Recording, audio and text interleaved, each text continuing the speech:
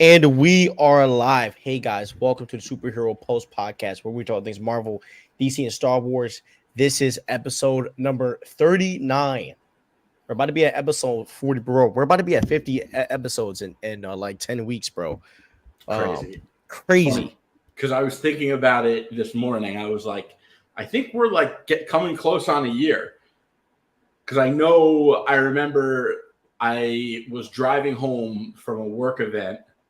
And it was like a couple night thing. They put us all up at a hotel, and it was a cool event. And I hesitated. I told you this. I hesitated bailing last minute, and I did it. And I'm glad I didn't because this is dope. And getting to know you has been awesome.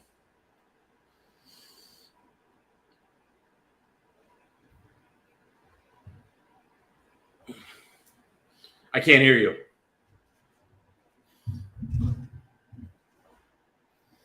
Sorry, I was on mute. You hear me now? Yeah. I said. Now you're on mute again. Sorry, my thing was hitting it. I said now I couldn't. Now I see you as one of my best friends. Facts. You know what I mean? Like same here. Yeah, like we've gotten tight, bro. So I appreciate your friendship. But your first episode was 6 months ago, dude. 6 months. Oh damn! I thought it was. I'm trying to find the date. February 23rd. So February 23rd next year. I thought it was December. Yep, February 23rd will be your 1 year. I think we first met in December. Okay. We didn't get on the show till February. I remember that. Okay. All right. So we have a pretty filled docket, so we have a lot of things to get to. We're gonna be getting some work in tonight. So let's get right into it. Cause okay. Robin in the Batman 2. I did a whole video on it, giving my opinion. I want Comic Cuts. I want you to give me your opinion on Robin being in the Batman 2, and I'll comment on what you say. It's all you, bro. The floor is yours. I'm cool with it. I want to say I'm almost indifferent about it. I know you're super hyped. I know you love Dick Grayson. I'm a Dick Grayson fan too. But we know we're getting the Bat family with the DCU, so I kind of think it's might be overkill. But I guess maybe when it's all said and done, Robin will be a lot more popular. I kind of I'm not opposed to Dick Grayson, Robin being in the Reeves verse, for a lack of a better word. I hate calling everything a verse because it sounds like we're a one-trick pony. But I would have liked to have seen more development of Pattinson before Dick Grayson coming in. I feel like, we're still so early in Pattinson's era of Batman. But, I guess you could play into that, have him be fully angry and aggressive, and then dealing with kind of training, Dick Grayson, however they want to play that. There's lots of angles to go with it. Listen, I don't think it's a bad move. I just don't know if it was my choice. I don't know if it was the move I would have made. Yeah. So that's your opinion, okay? So, for me personally, that pissed me off. I ain't gonna lie. I love you, but that really made me mad. Oh my! Oh, I thought we were gonna be together on this. I feel like what's gonna piss me off. That's why you start laughing. I knew you weren't gonna like it because I know how hard you go for Dick Grayson. Yeah. Okay. So I obviously gets your opinion, but that's mostly because I just love Robin, and I feel like we've gotten done crazy. We haven't seen enough Robin in the DC live action films at all, other than the Robin that we got in the Titan show, which I think the guy played a good Robin and Nightwing. But that's about it. So, by the way, I want to say something there. Go ahead. Right? Real quick. A lot of people say, "Oh, Grant Gustin did a great job as Flash. He should have been the Flash of the DCEU Flash movie that we got." There's a bit, because I already know where this is going to go. I know there's going to be a lot of Titans fans that are going to say, forgive me if I pronounce his name wrong, Brendan Waits. Brendan Waits should be the Dick Grayson of the DCU or DCEU.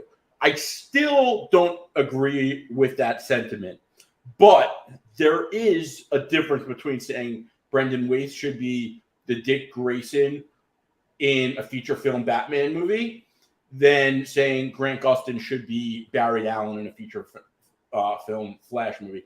The reason being the caliber of a show that Titans is, it's a much more serious tone of a show. The CW relies on a lot of soapy drama, and there's nothing wrong with that. I'm a fan of the Flash.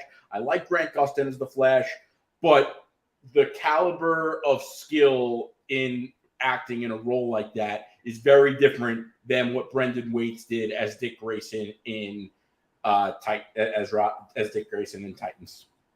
Yeah, I will argue that Brent was a better actor than Grant. That's what I'm saying. And there's nothing wrong with it, Grant not being. It's just you're talking about like a show that doesn't have commercials that went straight to stream on a streamer versus a CW show. Yeah, like, it's like you're trying to put like Seinfeld against Game of Thrones. Like the acting's just way exactly. It's apples and oranges. Exactly. Not to mention Grant was very whiny in the shows, but we'll talk about that another day. Whiny Flash. That's why I like to call Grant Gus Flash. But yeah, man. And we were the ones that were saying that we wanted Grant to be the Flash. We didn't say we wanted Grant to be the main Flash, but we thought that him and Ezra should have done a team up film, which I think would have actually been super cool to see in the movie. Like instead of him having his own clone, we could have saw Grant play that guy, and I think that would have honestly worked. I think the movie would have made actually a lot of money if they did that, to be honest. But anyways, but yeah, I think that I don't think any of the actors that play Robin in the past should play Robin, only because it'll get all the universes confused and people are going to be making all these dumb theories talking about Zack Snyder's coming back and all this stuff. Let's just leave it in the past, because DC fans find every way to lead it back to Zack Snyder nowadays. By the way, so I would just hold on one second. You're good. So I would just cast a new person to play Robin. I don't think Timothée Chalamet should play Dick. I think there's a place for Timothée Chalamet in the DC universe. I just don't think that he will be a good Dick. Robin. Period. Yeah, no. Because you need someone that is very mature. Because Dick Grayson is a very mature character. He's the big brother. Timothée Chalamet, I think, would crush it as Jonathan Crane, the Scarecrow. Yes. My only issue with that is you don't waste a good actor like that on like a villain. Like he needs to be a hero. Honestly, I don't know what hero he will be because none's coming to my mind, but. I feel like a lot of people would say Damian, but I don't think he fits Damian. No, because you need somebody reckless. You know what I mean? And younger. Yeah, you need somebody really reckless. Like Damian's a reckless young boy, bro. Like you need Ashtray, the kid from Euphoria, would be perfect. I agree. And you never know. Maybe look, people were theorizing Corn Sweat before James Gunn casted him. So James Gunn does listen to the fans. So we'll see what happens. But yeah, man, I think that putting Robin in the Batman 2 is a great decision. And I'm not sure if you watched my video, but the one thing that I said about it, bro, is that this can create a perfect link for the Batman, bro, because the Batman is going to think about the kid in the first movie. Like I feel like the connection could be is that like Bruce Wayne was caught up in his like so much in his own darkness and pain in the first Batman film that Bruce Wayne as a person could have done more to help that kid, who just dealt with losing his father. And I feel like when Bruce Wayne watches Dick Grayson lose his family, he's going to think about that other kid and what he did not do. And I feel like that's going to be his motivation, to kind of take in Dick Grayson as a son. So like, I see that being a tight connection. Now, I don't think Robin should be Robin in this movie at all. I agree with. Yeah, I do believe that time should pass. I don't think this movie should start right after Batman 1, like what everyone's been saying. I don't think it should do that, because Batman is going to need some upgrades, and for that to happen, you're going to need a 2 to 3 year gap, which I think is perfect to go into a sequel. We go right into an action scene where Batman has better combat. I even heard a rumor that Batman might be taking and I'm not sure how the Batman fans are going to like this, but there's a rumor going around that Batman apparently took a 6-month. Huh? Oh, sorry. I was going to say League of Shadows, League of Assassins. I've seen some fire Robin of it. Yes, so that's the rumor. That's apparently like Matt Reeves has been toying around with that idea because he did leave out the League of Shadows. So the thought is that he took a 6-month to a year hiatus and just like learned all the combat, which I would love because you have to include characters. Because I mean, that's how we're gonna get Deathstroke. And I feel like with Robert Pattinson's Batman, yes, and I think I'd be cool with a Ra's al I would be totally on board with Ra's al Ghul being the villain again. By the way, you can't go wrong with Ra's al Ghul. Ra's al Ghul, in my opinion, is like he's almost like the Joker. Like as safe as he is, and like you can't go wrong with him. And I just think the Joker, we've seen so much more than Ra's al Ghul, where people are like, I don't know if I really want a Joker again. Where like I love the Joker, I'd be happy with it, but I understand that perspective also. I think Ra's al Ghul is one of the greatest villains of all time, and he is severely, even though we've seen underrated, him a lot, like very underrated. Yeah. I don't think they're going to go with a Ra's story only because I think they're going to do a Ra's story in the Batman Brave and the Bold, right? Which makes more sense. Yeah, with Talia Ghul and the whole gang. I think that's going to be a thing. Yes. Yeah. But I would love to see where like we get like how we got like the opening monologue for the Batman, which I think is one of the greatest monologues in movie history. Like that monologue is, dude. Oh, I get chills when I first saw it. I was literally sweating. Anyways, I actually watched just that monologue the other night when I was dude. His voice and then the music comes on with the light shining. Bro, that's one of the greatest cinematography I've ever seen. So hard. You want to? No. I was like, you want to? Let's watch it right now. Hold on, let's watch it right now. Oh. All right. I'm getting so distracted. Guys, I'm sorry. But anyways, but yeah. So I think that like having him take a 6-month hiatus to go to the League of Shadows, I think that would be awesome. Just to give him better combat and to see a cleaner suit, like something that's better, more facial protection. I don't want a cowl to cover it, but I would love a little chin, like something to connect to the chin. There's gonna be a lot of and I keep saying this might be one of the greatest solo comic book films of all time. I just feel like Matt Reeves like got comfortable, and I think he's about to bring it. And I believe that Pattinson is like ready to go, man. And this just sucks because I wanted Pattinson. I wish that this could connect to the DCU somehow. It just kind of sucks that, because like Pattinson's, he's the perfect age. He's young and he's in his early 30s and Corn Sweat's in his early 30s. This would have been a perfect, perfect situation. Yeah. But they're gonna do like a middle-aged Batman, which I have nothing against. So I feel that Batman Part 2 will make $1 billion. Hungry Almighty, this movie will make $1 billion for sure. Yeah, 100%. Supernatural film with Matt Reeves style is gonna be insane. Yes, it's gonna be crazy. The thing that doesn't get talked about enough is they made money about the money they made it to close it. Yes, and like the Batman gave me Arkham City vibes. You know what I mean? So I'm really excited. Okay, so while we're talking about Robin, we might as well get to the next topic here, which is Two-Face. In the Batman 2, I don't think Two-Face is going to be playing like a really key role. I think he's kind of going to play a role like he played in Batman Forever. Honestly, bro, the best comparison that I think the Batman 2 is going to be, it's going to be Batman Forever if it was the greatest Batman film of all time. And I say that as in, I believe that there's going to be a multitude of villains kind of that are active in Gotham, like having Penguin, Two-Face, Clayface. Well, they kind of had that in the Batman. I mean, you had the Riddler, you had Joker, you had Penguin, you had Catwoman. So they already did that. Yeah, but when I mean active, like I mean like working together, like actual crime that Batman is trying to solve. You know what I mean? Because he kind of just had like an interaction with a Penguin. It was right. And Penguin kind of helped like get the what's his name? Whoa, Well, but here's the thing. Penguin, play devil's advocate here. Penguin was working with Falcone, and Falcone, and the Riddler was playing them all, but Falcone and Penguin were working together. Yeah. With the city being flooded, I see you bringing out multiple villains with everything falling apart in the city. Bro, Brendan, I think you missed what I was going to what I said.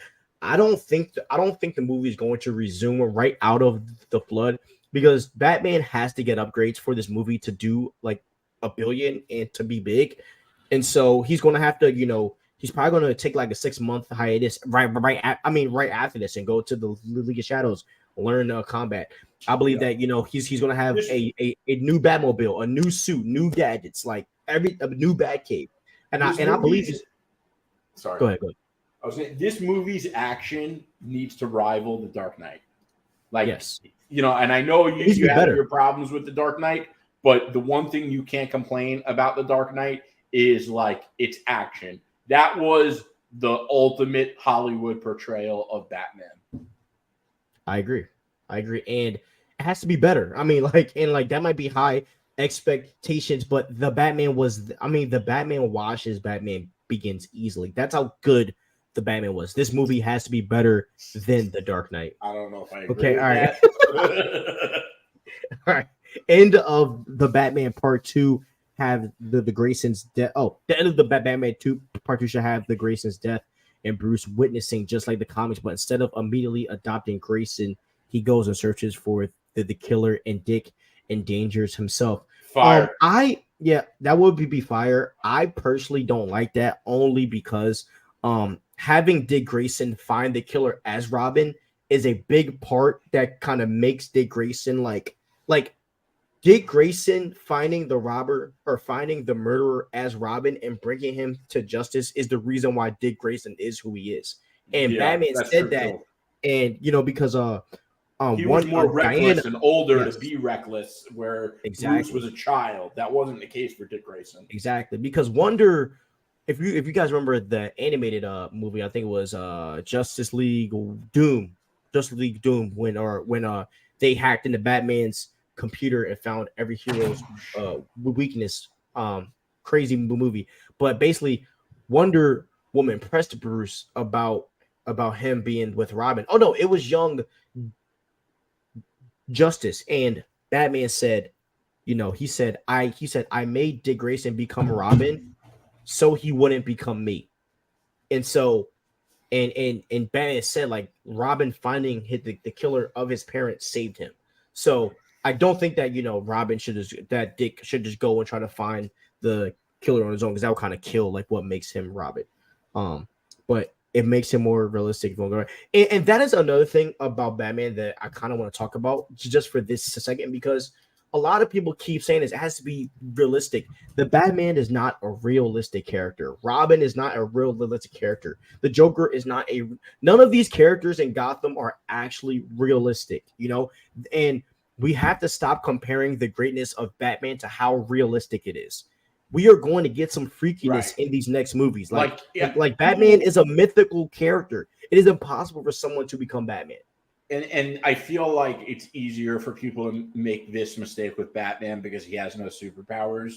But when was the last time you saw a real person do the things that Batman could do? Yes. To only sleep 3 hours a night. Superman can't even do the things Batman could do. Yep.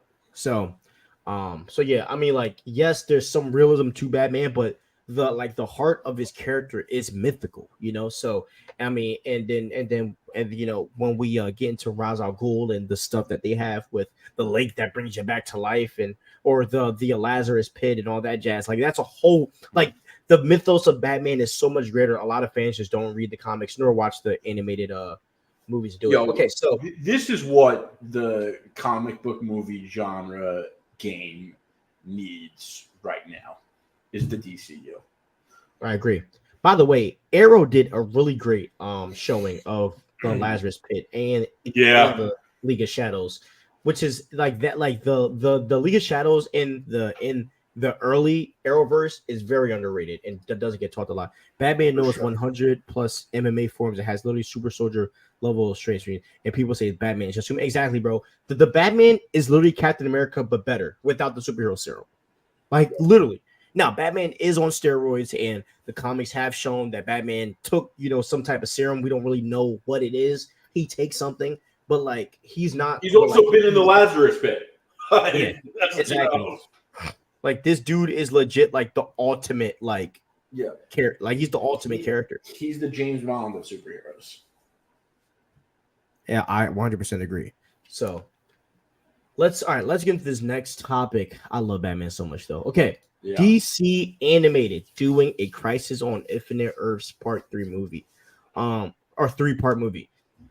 How do you feel about this, bro? Fire. I mean, you can't do like a lot of the best DC you can't cut into their standard hour and 10 to hour and 20 minute movie. And as great as like the DC animated movie universe has been, I feel like this is a great step in its evolution, because if they're doing this, then that opens up it opens up the game to so many other stories that deserve, a 3-part or even a 2-part. Like, The Dark Knight Returns is arguably the best one. And that was a 2-part. Same with Long Halloween. So they've done some 2-parts. They've always been good, like, as much as I kind of hate the saying, I'm kind of getting used to it, but let them cook. Like, they're not going to drop the ball on this. Shout out to Pop Call King, bro. We haven't seen in a while, man. Hope you're doing well. What's up, my brother? Yeah, welcome back, bro. Facts. And I agree. I mean, the last, Apocalypse War was just. Did you watch Apocalypse War? That movie is depressing. Oh my god, what a good animated movie that is. Yeah. DC hasn't missed with the animators. And by the way, those 2 Long Halloween movies are goated Batman movies. Yeah, yeah. By the way, goated.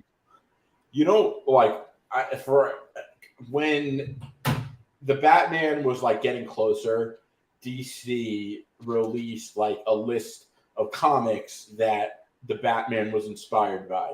And everyone kept saying, oh, it's close to Batman Ego. Let me tell you something. I read Batman Ego, okay? And it definitely took some inspiration from it. But you know what else was on that list that nobody talked about? The Long Halloween. The Batman is a live-action version of The Long Halloween. It is so fucking close.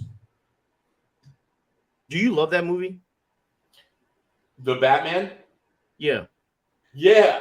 Absolutely. Yeah, I think you just, think I don't, or you're wondering if I do or don't, because I still will say, I don't know if it's better than The Dark Knight, but like the Batman is one of the all-time greats. I agree. It's one of the greatest DC films of all time, man. It's one of the greatest movies of all time, period. I agree. Maverick's killed it. Okay, but yeah, so I believe that this DC animated Crisis on Infinite Earth Part 3-part movie is going to be a banger. DC has always delivered on their animated shows and movies anyway. I have not, and plus James Gunn is working on it, which makes it even better. And he even is working on Creature Commandos, which I'm excited for. I actually started reading Creature Commandos comic. I love that Frank Grillo is in it. He is a great actor, and I feel like when his career is like a little bit more aged, people are going to really remember him as like one of the best actors of his generation. I think he's severely underrated because he's been severely undercasted, and I hope Creature Commando is like the turning point for him. I agree. Excited. Okay. So let's get to this real quick. Okay. Ahsoka. So the Ahsoka show's been coming out. I think the Ahsoka show comes out right now at 9:00, by the way. But this show has been really good. I love the Ahsoka show so far. I'm happy with, the results that it's getting. Fans are loving it. But I want to talk about what Ahsoka can possibly do for the future of Star Wars really fast.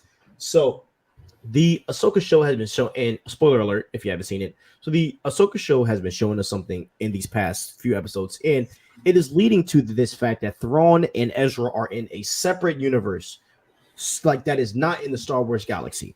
And I believe that with with the plot going to where Ahsoka and Morgan Elsbeth and all these other people are going to be heading into this new Star Wars galaxy, I believe that this is creating something new for Star Wars fans. What I think this can possibly create is a whole new universe of Star Wars characters in Star Wars stories that revolve around Ahsoka, Ezra Bridger, and other characters. Now, I believe this is going to be great for Star Wars because I do personally believe that, the whole entire Rey and the whole sequel trilogy drama, I think that turned off a lot of Star Wars fans. And I think that a fresh start is due.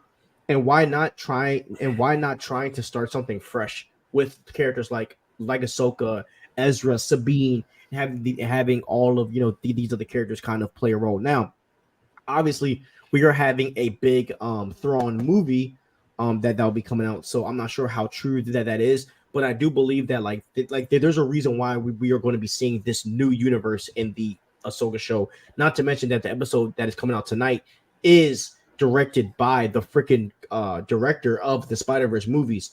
Now he did do another Star Wars episode that was kind of mid, but I do believe that Dave Filoni has him in this episode because we are dealing with time travel, because we are dealing with a little bit of multiversal travel, and because we are dealing with a new universe. So I'm really excited to see what the future of Star Wars is like, if it is starting this new universe that we can kind of go into and get away from the old stuff, just to keep it sacred. I totally will respect that. Do you have any comments on that, bro? Yeah, I mean, I just think I really hope they go back to the drawing board. Like, they need to put something new and fresh out, and they need it to be received in the way the original trilogy was. Because let's face it, as much as I love the prequels and I love them coming out, a lot of people didn't. And even less so was the sequels. Almost everyone hated the sequels when they came out and still does. Mm-hmm. The prequels, I think the reception got better with time. But I remember when I was a kid, we were talking about this in the group chat, how those are the movie Star Wars I grew up on. But me and all my friends growing up loved those Star Wars movies. And I just think that no matter what, everything revolves around the Skywalkers and Vader and Obi-Wan and Han Solo and that crowd. And you're never going to have something that competes with the OG trilogy as long as it revolves around those characters. And even though Rey is a new character, she obviously revolves around them. And, I know you like her. I am not really that big of a fan of her. I thought she was kind of Rey. I thought she was kind of vanilla and boring, and I would like to see something fresh and different from Star Wars.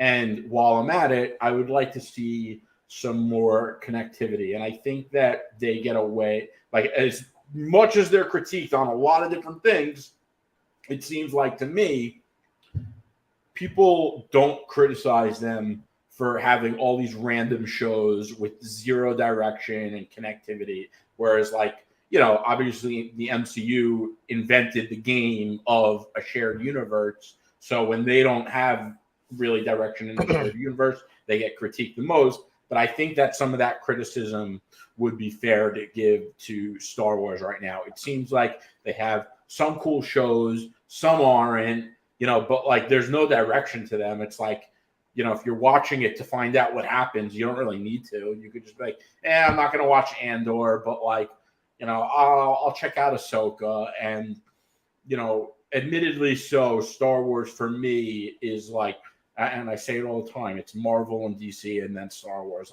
Star Wars is the bottom of my list. So, I have skipped a couple Star Wars shows, and I really did like Obi-Wan. But it does feel like there's a lack of direction. And I think that they, I'm sure when Filoni or someone comes up with an idea, it's similar to writing, a Spider-Man comic. There's not many things that get approved because you're dealing with the Skywalkers and all of that. And I think that if they created like a new era and new characters, that would be the best thing they could do. I agree. I agree with everything you said. New characters, and like it doesn't have to be as good as the original, because like it's never going to top it, and that's okay. Like that's fine. I even think Star Wars had it. No, but like I mean like that nostalgia will be on its own, you know. And I believe that you can make new characters that will give you new nostalgia. Like prime example, right? Like because look, right, because I feel like Tobey Maguire Spider-Man for me is like nostalgia. Like I will never like I will always love Tobey Maguire's nostalgia. I can equally say that Tom Holland has given me the same or even better nostalgia. It has nothing to do with like Toby. Like I believe that Star Wars can make that for people, and I believe they tried.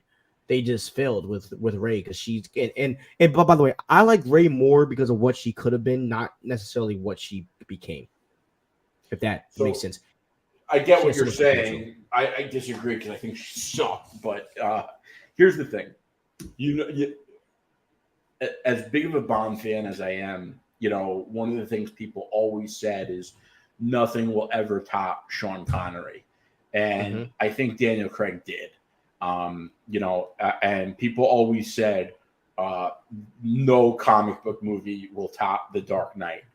It's debatable whether the Batman did or didn't, but a lot of people would say it did. And my point being is a lot of people think something isn't possible until it happens. And I totally think that if they made the right movie, especially like with the innovation of storytelling and then the innovation of, you know, the cameras and special effects and all of that. Like if they make a proper Star Wars movie and they do it and they make it like episode 10 and it's something completely new and it's not revolved and it's new characters and it's fire and it's like looks amazing in 4K.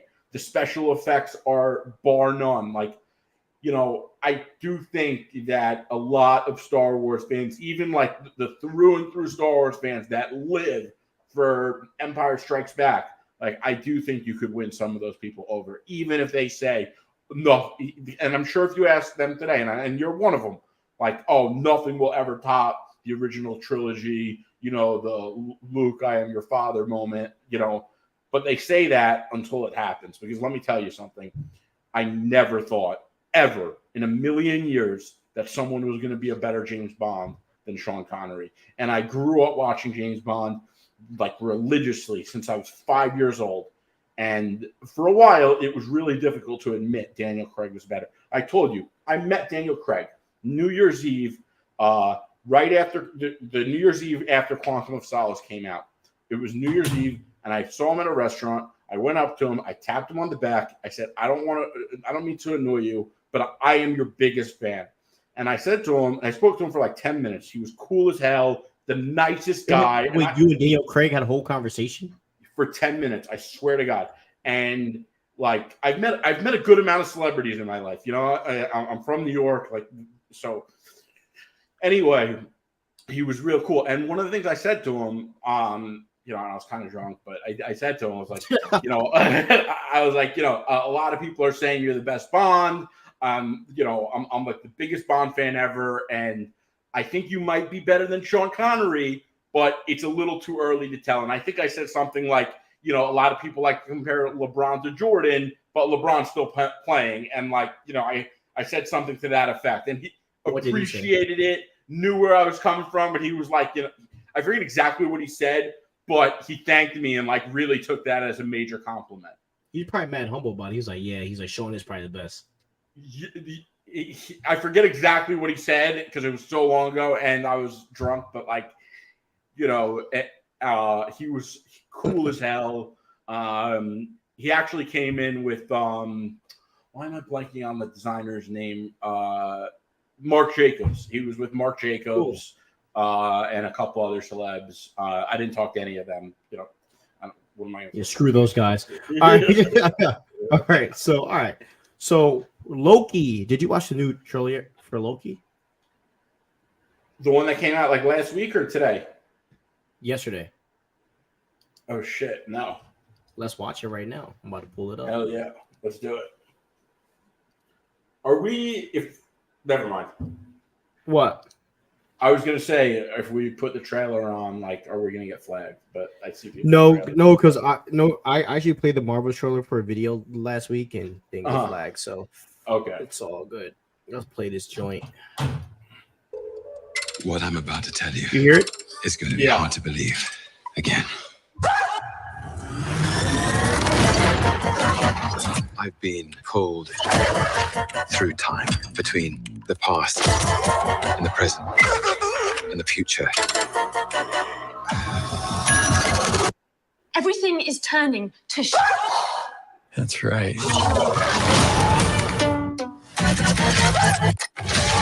Don't overthink it. Around, around, and around we go. All right. Again.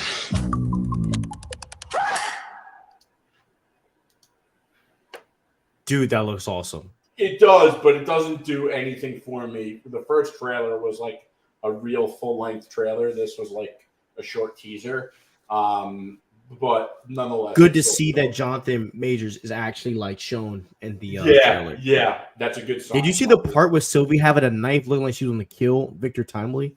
I didn't notice the knife, but I saw her kind of like bugging out. Yeah, there's a part with the knife where she looks she's about to kill Victor Timely, but obviously she's not going to get that one off. Yeah, no way. Like, you're not killing that man. I'm sorry about that one. Yeah. How excited are you for Loki? So excited. I cannot wait. I think that, Loki is debatably the best Disney Plus show of all of them. It is. Yeah. And also, like, as cool. First of all, we're going to have Victor Timely in it. So we basically have Kang.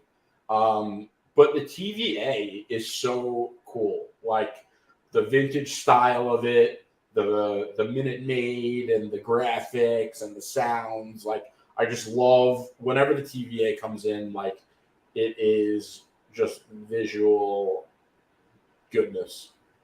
Yeah, I mean, I am really excited. Finally, we get to see Jonathan Majors again as Kang. This is something that they need to build off of, and I believe that Marvel has been making changes to do that, and we'll talk about that as we go down these Marvel, this Marvel docket that we have. Because you can, like, due to the Agatha stuff that we're going to talk about and some Deadpool changes, they're really, like, Kevin, you can tell that Feige's really serious. And I was on Reddit the other day, and a lot of people are actually starting to get hope for the Marvels after last week's trailer. It's the incursion wall, bro.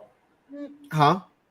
It's the incursion wall. Yeah, a lot of people are really getting excited because they're saying that they're finally, like, they feel like they're finally starting to get like that connection back with the incursion wall, and then we're gonna get Loki, which talking about the multiverse. So I'm actually starting to get like a little hype again about it. So now they need to be taking as much inspiration from the Hickman run as possible. Here's the thing, like comics, like movies.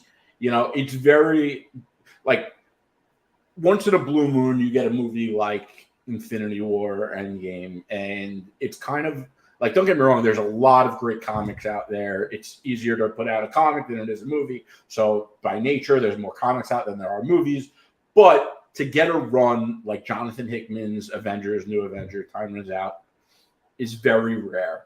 And it's so long, and they have so much material to pull from in it, and it just feels like they are not sticking to the scripture, and they're going off, on their own little tangents, letting fucking clowns like Taika Waititi come up with absolute nonsense and deface a Marvel god named Thor, and it's so ridiculous, and it doesn't have to be this way. Exactly, and that's why, like, with the news, with the changes, you can tell that Feige is like really listening to the fans. So I'm really happy. Yeah. So it's about time. It's about time. Exactly. So we are really excited for Loki. Really, Victor Timely. That's what I'm the most excited for. Honestly, I just want more Kang. That's just me. So, and I know Comic Cuts agrees too. Like, we are both really big Kang fans. Like I am such a Kang fan. I bought like almost every comic that Kang is in on paper, like off of Amazon. So I've read most of them. Yes. Okay, so now let's get into your now you had a theory about the MCU merging. So I know we were texting about it today, and you wanted to talk about on the show. So the floor is yours, my brother. Okay, so obviously, if you're watching this and you haven't seen Across the Spider-Verse, you are like an absolute psychopath serial killer. Yeah, leave and watch the movie and come back. But for everyone else who's normal, you call him a psychopath. So, we were talking about it last week, like if from No Way Home, how I had said, when Peter goes to the roof of the high school and he meets Andrew Garfield's Peter and Tobey Maguire's Peter, and he kind of tells them, like, sorry that I brought you here, but you got to go home. And that's kind of when they confide in him. They each go through their own canon moment. And once they go through their canon moment, our Tom Holland Peter trusts them, which shows the significance of the canon moments and how much it means to them. Even though they don't know what a canon moment it is, it's to them, that kind of an emotional experience to connect with someone on it when they never had that was obviously significant. Now, and I already thought that Across the Spider-Verse was going to merge with the MCU. Like, here's the deal. The Spider-Verse movies are making a boatload of money, and Spider-Man is their biggest character, Marvel, period. And even the Tom Holland Spider-Man is probably the most popular character in the current MCU. And I have no doubt that they want to bring Miles Morales. And that canon moment connection to, even though it's not like direct, and I get that, it's there. And then I forgot that in the beginning of Across the Spider-Verse, when Miguel O'Hara and Gwen Stacy are talking at the museum when they're going after the Michelangelo Universe Vulture, Spider-Man 2099, Miguel O'Hara mentions, Doctor Strange from Earth 19999, which is the MCU Earth. So I think that reference was put in there for a reason. They take the Spider-Man movies, and especially the Spider-Verse movies, very seriously. I don't think that was like an Easter egg for kicks and giggles. I think it was there for a reason, and I think that they're going to bring. Oh, and also, what's his name? The Prowler, Childish Gambino, Donald Glover's Prowler was in it. Also, Andrew Garfield was in Across the Spider-Verse. So I think there's a ton of signs there. I think it's going to happen, and I think it's going to happen. I think that crossover is going to happen in Beyond the Spider-Verse. That's my theory. And also, to add on that, we're getting a Madam Web movie, which is going to be a multiversal movie. Yeah, and by the way, and I always say it on the show, and if you don't believe me, Madam Web is a dope character. She's so underrated. There's a lot of times when I'm reading a long run and there's a character that comes in and I'm like, and when Madam Web appeared in I think it was a Dan Slott run, and I was just like, this character looks whack as fuck. And I was like, yeah. And I was so wrong. She was corny, bro. She was corny. Yeah. I was like, oh God, not again. Yeah. And she was so dope. She's got multiversal time travel, not time travel. What is it? She could see the future. It's really cool. Her powers are actually really sick. Yeah. That movie's gonna be a banger for sure. Yeah. And what's the Sydney Sweeney? No, it's not Sydney Sweeney is playing her. And if you haven't seen Euphoria, no, I thought she. Wait, is she playing Madam Web? I think she is. I thought she's playing Spider Woman. Oh, you think you're right?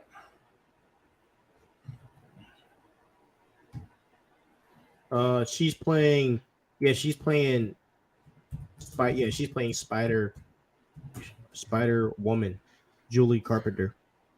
Oh yeah, you're right. So who's hopefully playing? We get her in MCU. Oh, Dakota Johnson. I've heard of her, but I don't really know her. Let me see. She's from the 50 Shades of Grey. Oh, dude, she's going to kill it, bro. She's going to kill it. She's a great actress. Cool. She's a good actress. Yeah, don't watch some 50 Shades of Grey, man. You're gonna grab in some lotion when you watch that show. I'm cool.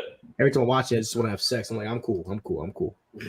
Anyways, a little freak behind movie. But anyways, yeah, dude. I agree with everything you say. I think I made a video on this months ago talking about how they referenced the MCU, and I believe that the end goal was to merge them all together.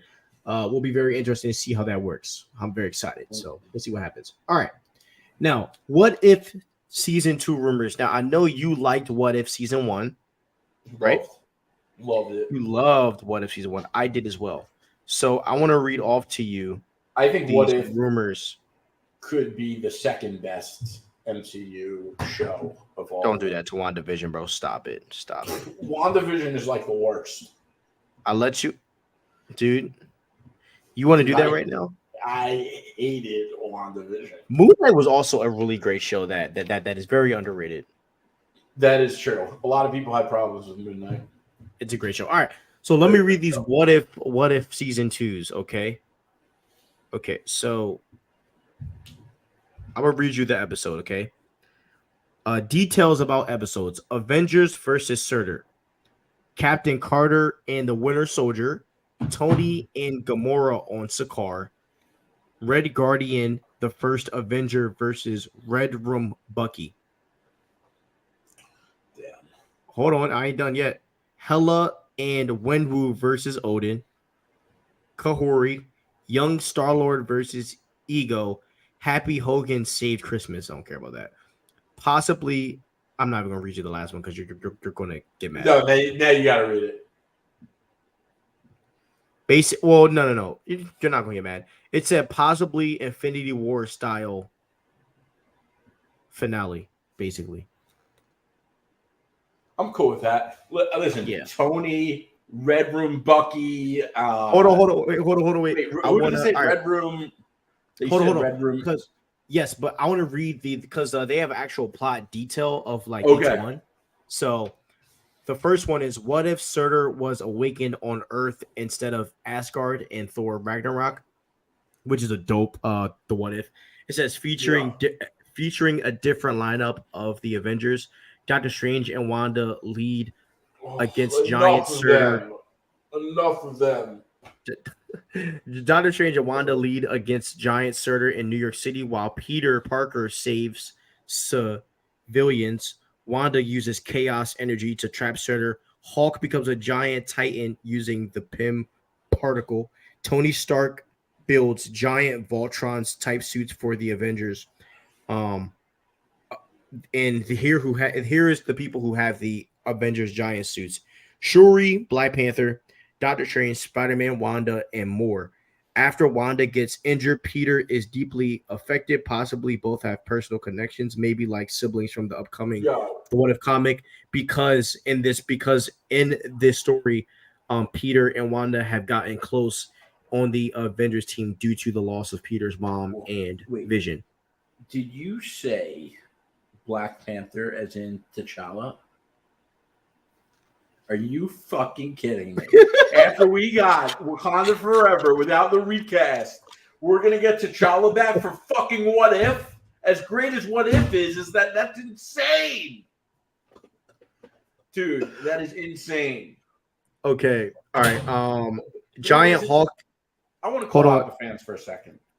Go ahead. Virtue signaling ass fans who claim you're an evil person if you recast T'Challa. Now they're okay with it because Wakanda Forever was whack. It wasn't even whack, but it wasn't as good as it was supposed to be. And we got robbed. There is no bigger robbery in the MCU history than Wakanda Forever. They literally fumbled the biggest comic book movie of all time for a solo film.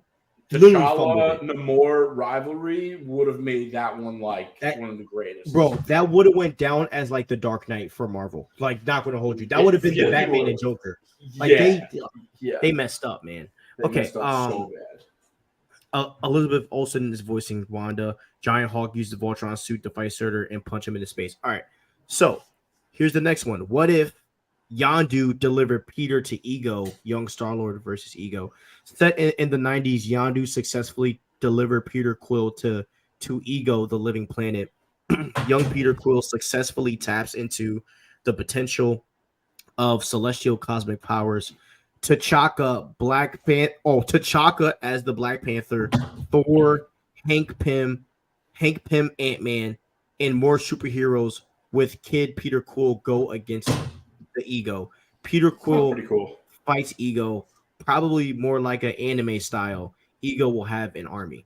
That sounds dope as heck. I ain't gonna lie. Yeah, that does sound dope. Imagine if Thor did meet T'Challa's dad. Oh, we got a comment in here. Recast the real T'Challa. Yes. And for those who say it's too late to recast because he's dead, I'll have to say it's fiction. Amen, brother. Preach the gospel, hungry Almighty. We 100% agree. It is fiction. T'Challa's not actually dead in real life. Thank you. Okay. Or dead in the comics. All right. All right. Are you ready for the next one? Yeah. All right. What if Red Guardian joins the Avengers and Bucky in the Red Room? This is my favorite one. Because I love, bro, imagine Red Room Bucky, bro. All right. Red Guardian becomes a friend of Winter Soldier during his heroic arc in the Soviet Union. Winter Soldier gets brainwashed and is used by Hydra for secret missions. Nick Fury recruits Red Guardian for Avengers Initiative. 2012 Avengers with Red Guardians. Steve Rogers is still on ice, yet to be found. Red Guardian becomes a school physical therapist before joining the Avengers. Hope Van Dyne, Hank Pym, Ant-Man, and Bill Foster Goliath versus Red Guardian in the 80s. Lawrence Fishburne is returning to voice Bill Foster and David Harbour as Red Guardian. Listen, here's the thing. This all sounds great, but it brings me back to problem numero uno for the MCU. Where's the follow-up and the direction? You know, the Watcher at the end. First of all, Infinity Ultron. Where did he go? Number one. Where's the Watcher? Like, we should have seen the Watcher. You know, they made it seem like the Watcher was going to have a big role in the next, parts of the MCU story. And we haven't seen the Watcher since season 1 of What If. And I have a problem with that. He's definitely going to be in it. He's definitely going to be in it, but like... He's definitely going to have a big part in it. I just don't think they're showing us. Here's my theory about the Watcher. I do think he's going to come back. I think he has to come back. I think, he has to come back. I think he is going to have something to do with seeing stuff about the incursions. I don't know exactly what it's going to be, but I think he's going to have something to do with the incursions. Can I tell you my theory, bro? He's going to be in the Marvels. That would be fire. Yes. How did you know I was going to say that? Because the incursion wall is in the Marvels, and so I believe. So the theory, the rumor that's going around about the Marvels is that in the end, Monica Rambeau is going to end up in Earth 838, where Wanda killed all of the Illuminati in Doctor Strange, and I believe that when that happens, it's going to send an effect, and I believe that Loki and all their projects, Agatha, the Darkhold Chronicles, all that crap. I believe that event of the incursion wall getting cracked is going to kind of have a ripple effect throughout the MCU.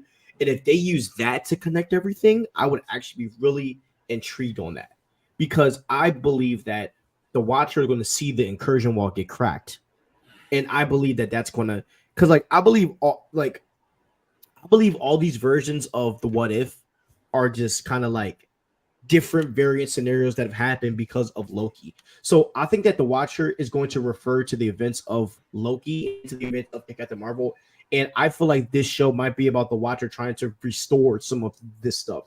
And I think we're going to see the TVA in the show. I think we could get an animated version of Loki popping up in this show trying to fix it. Because please. I believe we're going to see hella connections in the show. Yeah, that would be so sick. It would be. So okay. But we are excited for the What If season 2, obviously. Yeah. Okay. Next thing. Oh, one more thing I want to say about What If. Go back for a second, go ahead, please. Go ahead, bro. Go back. So I know that a lot of fans have an issue with animation, and they're not like the diehards like we are. And, some of them will still watch the Spider-Verse movies because they're feature film. It's a different style of animation. But, like, I know people who haven't watched What If, and they're always like, oh, yeah, I'm going to get around to it. And they don't because it's animated. And if that is you, which I don't think it is if you're watching our podcast, but you are robbing yourself. What If is like easily one of the best MCU shows and installments in general. So that's it. 100%. Kate Bishop being in the end of the Marvels. This isn't really nothing that I want to talk about, like extendedly. I don't really. Did I tell you about Kate Bishop, and spoiler alert for Miles Morales comics, but Kate Bishop and Miles have a fling in like the early Miles comics. That's kind of fire. I actually like that. I'm not gonna lie. Me too. Kind of fire. That's a cool couple. She played Gwen Stacy, which is kind of crazy. Cool. Oh yeah, Kelly Steinfeld. Yes. Well, bro. You know she dates the quarterback for the Bills, Josh Allen. I didn't know that. He left his fiance for her. She's fire, so yeah, she's bad. Kate Bishop being in the end of the Marvels. How in the heck does that connect to anything? I have no idea. The only way I can see it is if Kate Bishop talks to Miss Marvel. I can see that happening. Listen, I'm a fan of Kate Bishop. I think she was great in Hawkeye. Of all the laundered characters, I think she's the best one. But here we go with they just can't stop laundering them in. It's crazy. Yeah, just let the project be about the Marvels, bro. There's 3 female superheroes. We really, really don't need a 4th. And I know a lot of people are going to be like, but Jerry, Comics Cuts, you don't have an issue. You don't have an issue when there's like 3 or 4 guys. Sometimes there's too many heroes, number 1. And number 2, it just seems to me that all of a sudden it's like Marvel's MO to push. And I have no problem with it. I actually am probably a bigger fan of some of these characters than most of our viewers. I love Kate Bishop in the MCU. And I like Kate Bishop. Yeah. But Kate Bishop in the MCU is a win. Why the heck is she in this project? I do not know. And here's the other problem with this. A lot of people aren't behind Captain Marvel. Most people didn't watch Miss Marvel, and no one really knows other than, Phaeton. No one really knows her. So, Photon. You have a lot of people who you need to really sell these characters to with this movie. And if you put Kate Bishop in there, she's going to steal a lot of that spotlight. Yes. And people call us haters, but we love all of these characters. That's the wild part. Yeah. I'm not going to say I love Photon because I didn't even know her name right. But the other 2, I do. And there's not that I have a problem with Photon. I'm not familiar with her yet. Exactly. Well, let me just rephrase it. We all support these characters. It's not like we hate it. Fans want diversity. They just don't want forced diversity. They know. See, Holy Almighty, we might have to invite you on a show because you over here spitting the gospel. That's a great way to put it.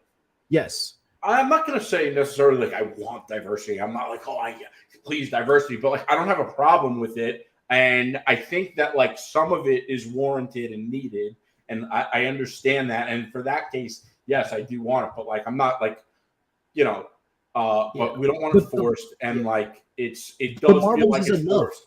Like the Marvels, and like I'm fine with doing a Marvels team up movie. It's the perfect situation, right? Like but how they ruined Multiverse of Madness with this nonsense. Like, stop.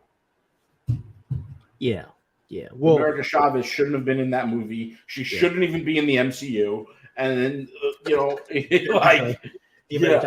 But as much as I think America Chavez was like an extra character added, I do think there was way more. Like, she's not the center of the problem, in my opinion, for Doctor Strange. You never should have made Wanda the villain to begin with. That's what destroyed the movie. And then when you have a character like that's that important as a hero being a villain, adding America Chavez just makes the movie seem even more pointless.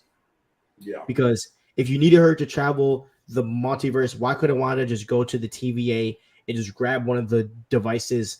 Like, imagine if Wanda raided the TVA in Doctor Strange Multiverse of Madness. How much doper that would have been instead of freaking using America. Sorry. All right. Anyways, off topic. And I know you agree. Yeah. With that. Because then it could have linked to Loki, which would have been a dope. Anyways, okay, so yeah, Kate Bishop being in the end of Marvels, we don't know what she's doing. We support all of these characters. I love Kate. Kate is one of my favorite like new characters in Marvel. And I don't think this is true. I'm gonna be honest. I think this is a lie because there's just no way you can work her into the plot. She's not an important character. I just don't see it being impossible. I do believe that there's going to be some connectivity for Miss Marvel in the end and those characters, but I don't see in my mind, I don't see a situation where Kate is going to be in this movie. Yeah. I think this is Cap. All right. Ben Affleck and Elizabeth Olsen not in Deadpool 3. I think Kevin Feige is making a lot of changes during this strike. I do believe that Elizabeth Olsen was pulled from this movie. Ben Affleck not being in Deadpool 3, I'm really not surprised. Ben he's always been shoddy with. Ben Affleck is very famous for saying he's going to do projects and then not doing them. He did that with a lot of Batman projects, pulled out of Aquaman, all that stuff. So I'm not really shocked about Ben Affleck not showing up. And honestly, I mean, this doesn't hurt the movie at all. The fact that Daredevil's not in it, I'm totally fine. And Elizabeth Olsen not being in Deadpool 3. I am totally fine with that as well. I do believe that the MCU did Elizabeth Olsen a little dirty, in my opinion. I don't understand why she's not getting a WandaVision season 2 instead of the Agatha show. Because I mean, Wanda was a really big show for Disney Plus. Why aren't you going to capitalize on that? I definitely would prefer a WandaVision 2 over Agatha. Exactly. And then you could have done a deep dive on the Darkhold and tie it to King the Conqueror, because King is the one that created it. Yeah. Another connectivity issue that gets ruined because they're trying to make it like the comics. And this is where I think the MCU has kind of gone off with the Disney shows. And you actually, bro, let's save that for Agatha. Let's just stick to Deadpool 3. Deadpool 3, I am fine with them not being in this because I believe there is a better villain. How do you feel about it? I know you probably agree. 100%. Yeah, the only thing I really would have liked to have seen, and as much as I don't like the retro cameos, and it's not that I don't like them, I feel like they're starting to rely on them for the hype, and people aren't bought into the story, and I think that's a major problem. Yeah. I would have loved to have seen Ben Affleck as Daredevil in this movie. I absolutely love that movie growing up. Yeah. Can I share this rumor with you about apparently what the change is going to be? Yeah, please do. It's Kang. Fire. Do it. The more Kang, the better. Yeah.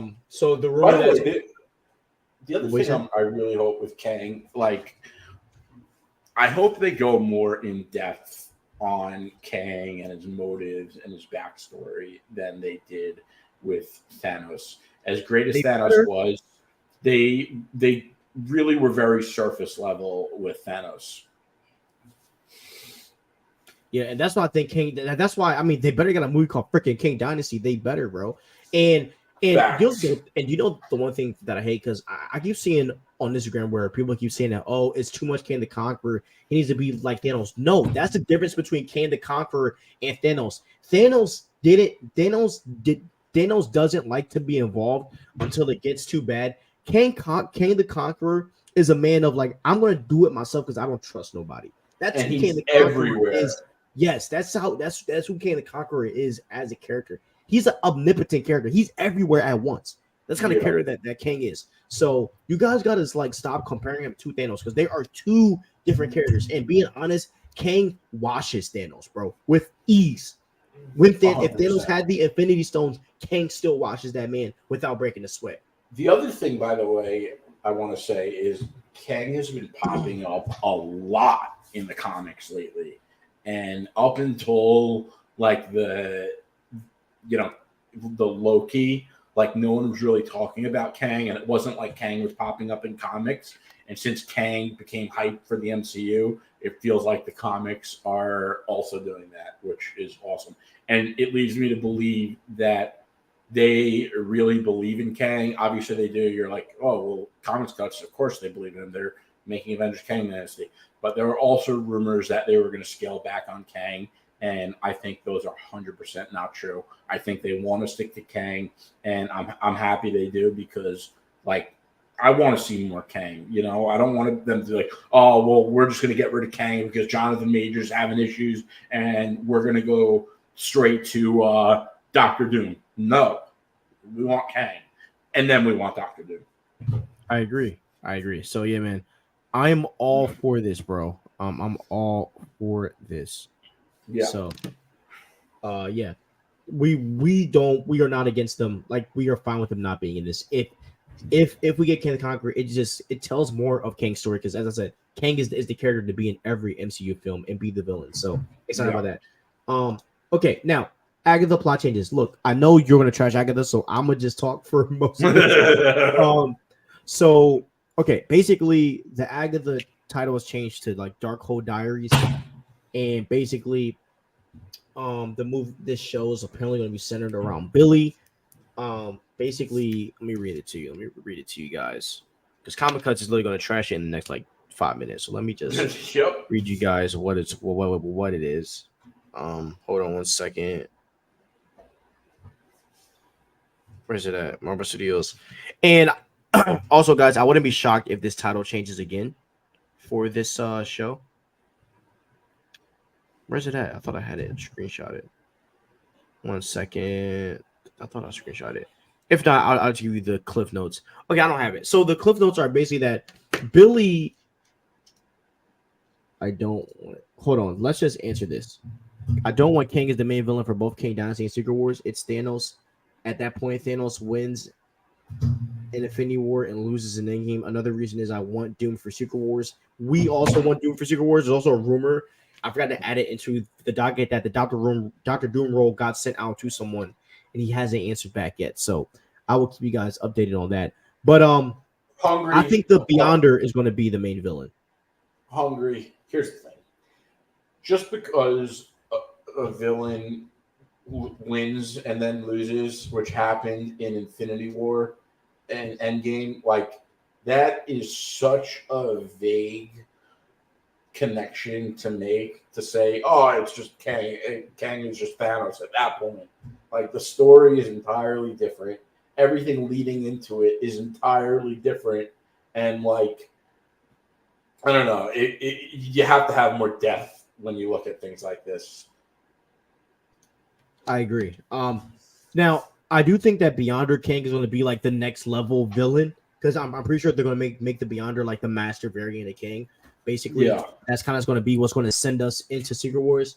I also think that there's no movement on any of these projects because of the strike. So until the strike is over, bro, we're not really going to see what the direction is for any of this. So here's the thing. That's how I feel in regards to the. No, well, I was talking about Doctor Doom. Sure. Now let me get to the Agatha stuff before you destroy it. Basically, Billy needs Agatha, and basically Agatha's going to show him the Darkhold, and basically Billy is going to go to the future and see how Kang the Conqueror, basically uses Wanda in his plan, and can kind of see like we basically get a clip of Kang and Wanda destroying all of the Marvel universes, and then Billy's going to, and then basically Billy's on like this journey to find Wanda, and he's using the Darkhold to do it, and Agatha's like slowly corrupting him with the Darkhold the whole time. So that is kind of the rumor. Now I know you're gonna trash it, but from my opinion, I think this is a dope. This is like, and please, when you guys listen to this, hear me when I say this. The plot sounds cool, but it has no means to be in a show called Agatha. The Agatha show should not exist. This plot could have been in any other show. Could have been in WandaVision. Could have even put this thing in Loki for all I care. Why does Agatha get a show? How does Agatha get a season 1 before Moon Knight gets a season 2? You know what I think it is? I swear.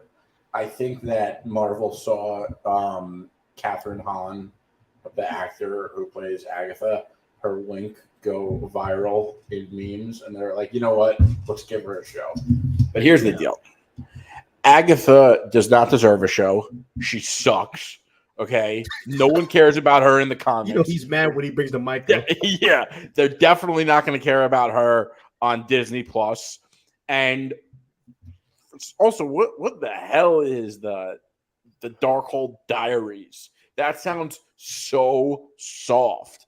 And even if, say they make the show, okay? You're funny, bro. I love you. I love you too. Here's the thing. Say they make the show, and then what are they going to do? Agatha is going to be in another show. They're going to give this show a sequel. You think anyone cares about seeing? I don't care how good this show is. No one is going to care about seeing Agatha again after this, except for the weirdos on Twitter who have like some anime girl as their profile pic. Okay, like that is your market for this show, and I know there's a lot of them, but it was you're hilarious, bro. Yeah. You're hilarious. It's just like, and they're all doing this when like they're talking about canceling Armor Wars. What the hell? Armor Wars would be fire. This is so soft and so whack, and that's all I got. Yo, nothing beats a classic Comic Cuts rant, man. That's getting clipped for sure. You're so funny. He said this is for boys, this is for dudes who have anime girls as their profile picture. Oh my god. By the way, guys, off topic. One Piece is a 10 out of 10. You guys need to watch One Piece as soon as possible.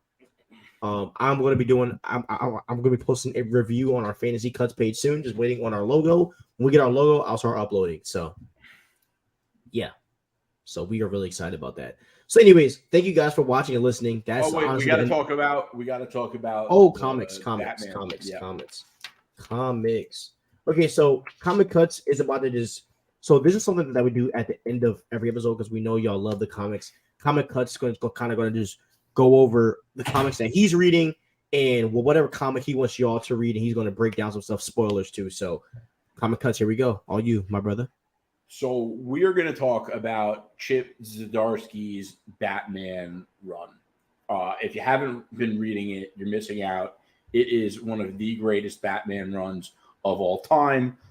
It might even rival Scott Snyder's Batman run. But spoilers for anyone who wants to read it, and it hasn't, but you should listen to what I'm going to say anyway, because it's far into the run, and there's a new event that they just started last week. It's called the Gotham War. It kicked off with Batman/Catwoman Gotham War, and then it continued this week. The new one just came out today, Batman 127. Jorge Jimenez back on the art. Now, here's the thing. This story is really cool because it is about, so Catwoman basically rounds up a bunch of henchmen from like Mr. Freeze's gang, and I forget exactly who else is. And their entire MO is so Batman was kind of missing for a couple weeks, after his, multiversal escapade and his failsafe fight. And while he was missing, Catwoman rounded up these henchmen and they started stealing from very wealthy people, and kind of to help themselves, help others, kind of like a Robin Hood thing. Now, here's the thing. When they started doing that, they did it because they wanted to help the criminals have something to do while they're stealing from people who they see as wealthy, so they don't really need it. And hold on, my Siri, did you hear me? Did I get cut off? I can't hear you. Nah, bro, you're all good. Keep going. Okay. So the crazy thing is when they started stealing from, very wealthy people, they did it to mitigate crime. And what I mean by that is they did it in an effort to bring down the crime rate in Gotham. And it worked. So there are people that are still getting stolen from, and Batman finds out, and he is like, hell no, that is not okay. You're still stealing. Just because you decide that the victims could take it, it still is wrong, and people are still getting stolen from. And then someone dies, and now Batman's like pissed, and now he's like, well, now a kid is an orphan, just like I was. And he was like, my parents were rich too. Would it be okay to steal from them? Because that's what happened to my parents, and then they got killed. But what's so crazy is the entire Bat family basically take Catwoman's side. They all are like, it, isn't a perfect solution, but the crime rates are down, less people are getting hurt, and Batman loses it. And he, in the one that just came out, he takes on the entire Bat family pretty much by himself, and then Damian comes in to help him out at the end. But hold on, Crazy little Damian, of course. Yeah. Oh, I don't have the screenshots on here because they're on my iPad, which isn't on me right now. But anyway, yeah, it is so fire, and it's just such a cool concept because I feel like right now in our country, America, there are a lot of people that are advocating for criminal reform. You've seen the crime rates go up, especially in metropolitan areas and major cities. And a lot of people have argued for, things like defund the police, get rid of bail, and all these things. And we've seen crime go up. We've seen, theft go up, especially in these smash and grab robberies. And it's like they're kind of taking the whole debate around the crime wave that we're seeing in the U.S. right now and made it into an absolutely epic comic event. It's absolutely worth reading. That's how you do it, right? And that's the right way. Disney learn. Disney learn. Like, take notes, Disney. DC. Yeah. No, you're right. Disney. Disney needs to take notes. Yeah, so come with us. I think you should do a whole video breaking this down so we can put the panels on the screen and I took some screenshots. I'm gonna go back through it and take some more screenshots, but you're right. This one is insane. And I don't know what, it was just like I was reading it and I got that same feeling I did reading the Court of Owls story from Scott Snyder. Yeah, what a good one, man. Yeah. Absolutely fire. So bet. Well, all right, guys. Well, that is all we have for you guys tonight. Thank you guys for watching and listening. Obviously, I'm about to go watch Ahsoka when I get off, so you might be getting the Ahsoka video out of me for tomorrow. We'll see. Because our Comic Cuts and I's friend Lewis, we're in a big superhero group chat. If you want to join, leave a comment below. He just sent a text, said, Ahsoka, oh my effing God. So I'm about to watch it. I love you guys. Have a good night. Peace out. Peace.